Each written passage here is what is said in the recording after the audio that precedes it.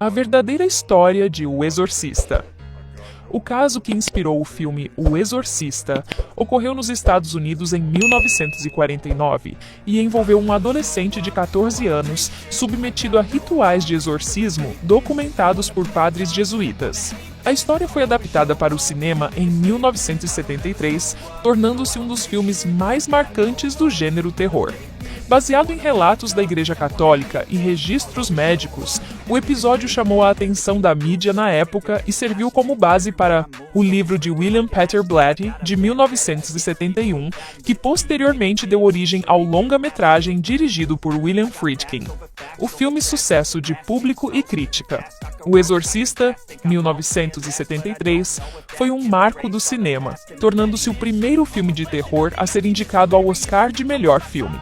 A obra acompanha a história de Regan, uma menina de 12 anos que começa a apresentar comportamentos inexplicáveis, levando sua mãe a recorrer a um exorcismo realizado por 2 padres. Com cenas impactantes e trilha sonora marcante, o filme revolucionou o gênero e é frequentemente citado em listas dos filmes mais assustadores de todos os tempos. A história real, O Exorcismo de Roland Doe. A inspiração para o filme veio de um caso documentado por padres jesuítas. O adolescente, identificado pelo pseudônimo Robbie Mannheim ou Roland Doe, começou a apresentar fenômenos estranhos após o falecimento de uma tia próxima, que o introduziu ao uso de um tabuleiro Ouija. Reportagens de jornais americanos da época diziam que o menino começou a ouvir sons vindos das paredes do quarto após o falecimento da parente. Segundo os registros, objetos se moviam sozinhos, vozes estranhas eram ouvidas e marcas apareciam no corpo do jovem.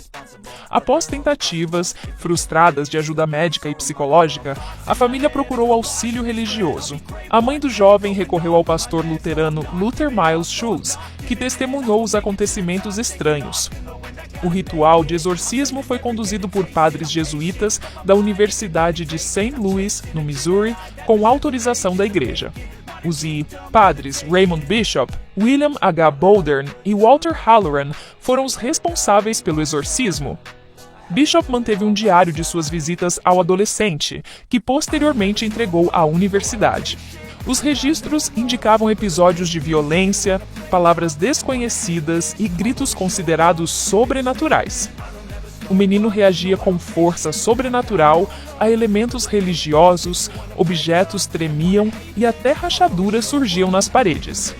O jornal Washington Post foi um dos primeiros a relatar o caso em agosto de 1949.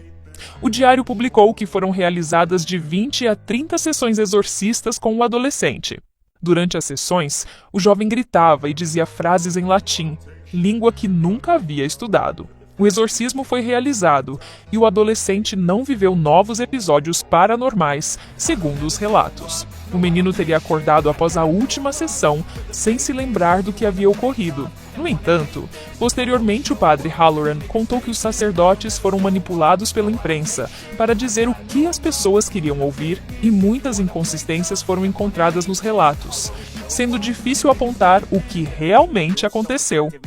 Ficção X realidade, o que o filme alterou. Embora o filme tenha mantido a essência do caso, um jovem possuído e a intervenção da igreja, várias alterações foram feitas para fins dramáticos.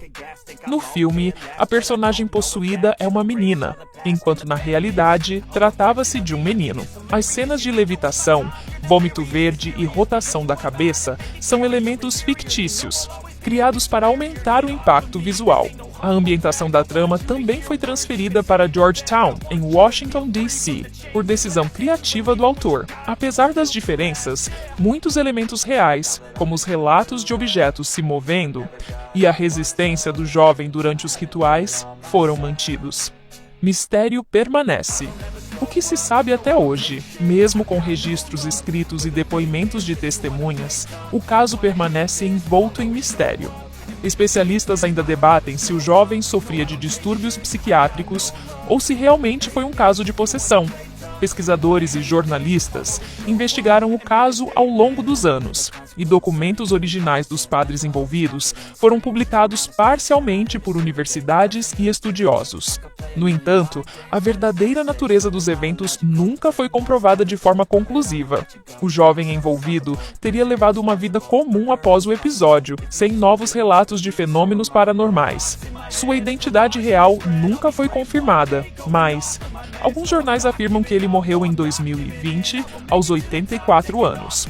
Com tantos mistérios, a história que inspirou O Exorcista continua a despertar interesse e levantar questionamentos, tanto sobre o limite entre ciência e religião, quanto sobre a força da narrativa no cinema. Mais de 50 anos após o lançamento do filme, o caso ainda é um dos mais debatidos entre estudiosos do sobrenatural e da cultura pop. No, I don't take shit.